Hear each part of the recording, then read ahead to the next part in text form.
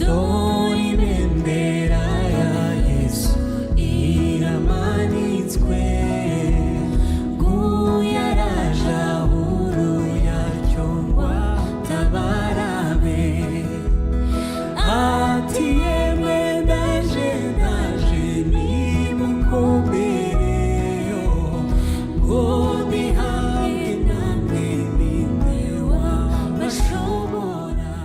Haleluya, haleluya. Nongeye gushima Imana ku bwanyu, ku bw'abana b'Imana dukomezanyije urugendo rugana mu ijuru. Dushima Imana muri kumwe na Pastor Dr. Gakwaya Emmanuel. Tugiye kureba rero uyu munsi intambara turimo, urugamba turimo hamwe umwami Yesu, kuko ntabwo turwana twenyine.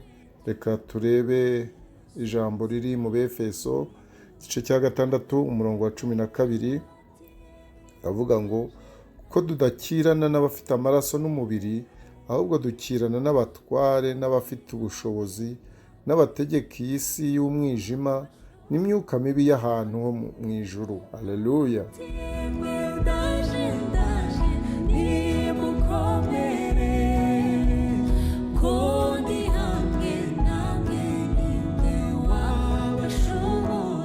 Abo ngabo nibo turwana nabo, abo ngabo ni ingabo za Satani.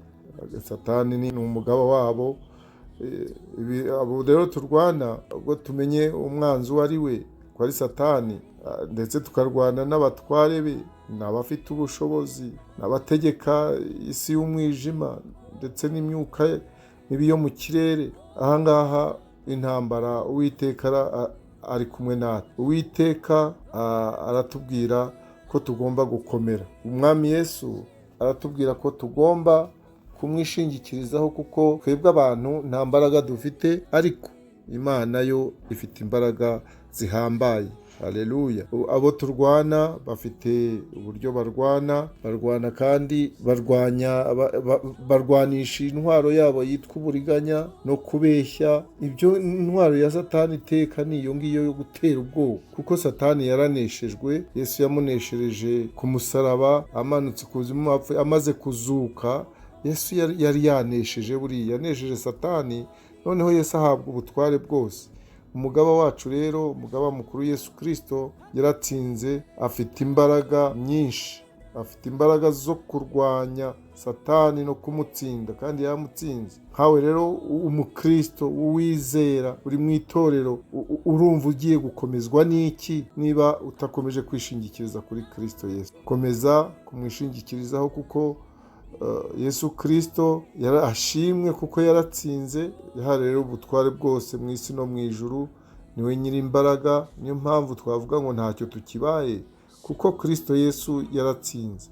Itorero rye ntacyo rishobora kuba, ko ryubatse ku rutare, nk'uko tubisoma muri Matayo igice cya 16 umurongo wa 18. Usanga Satani ntacyo ashobora kudutwara. Twubatse ku rutare, kandi dusoma ko ngo imiyaga irahuha, imivu iratemba, ariko ngo yikubita ku nzu, yikubita ku itorero, ariko itorero ntacyo rishobora kuba. Haleluya. Umwanzi rero wacu ko tumuzi, imbaraga z'umwanzi Satani izo arizo ni kwa kubeshya, ni uburiganya. Birashaka rero ko twikomeza ku mwami. Icyo ni cyo cya mbere. Shaka ko twikomeza ku mwami, tukambara n'intwaro z'Imana zose, intwaro z'Imana zose, kugira ngo tujye ku rugamba, kuko umugaba wacu Yesu Kristo yanesheje. Twebwe tugomba kugendera mu butsinzi, tukitegura kurwana, ariko kandi tuzi neza ko tuzatsinda iyo ntambara. Ni intambara nziza. Amategeko y'intambara rero, mbere yuko tujya mu ntambara, tugomba kwitegura nyine, tukambara imyenda y'urugamba, tukitwaza ubuntu bw'Imana, tukitwaza amahoro y'Imana, tukitwaza n'amashimwe y'Imana. Ibyo tukajya mu kurwana kwacu twambaye intwaro zose z'Imana, tukajya tugira amashimwe buri gihe, dushima Yesu ko yatuneshereje. Abari rero ku ruhande rwacu, turi kumwe n'Imana Data, kandi turi kumwe n'Imana Umwana, kuko aradusengera kandi araturwanirira. Turi kumwe na Mwuka Wera, nawe akaturwanirira, kuko masengesho yacu nawe aradusengera aniha n'iminiho ni ukuvuga rero ko amasengesho nk'intwaro y'umwuka ntabwo satani ashobora gutsinda, ntibishoboka, kuko uburyo bwacu bwo kurwana dufite umugaba mukuru Yesu Kristo, kandi umwuka wera nawe akaturwanirira, n'Imana Data akaba ari mu ruhande rwacu. Satani rero ubwo arwanya itorero akarwanya n'abizera, tuzi neza yuko yatsinzwe. Niyo mpamvu Uwiteka avuga ati ndi bubarwanirire namwe mwicecekere.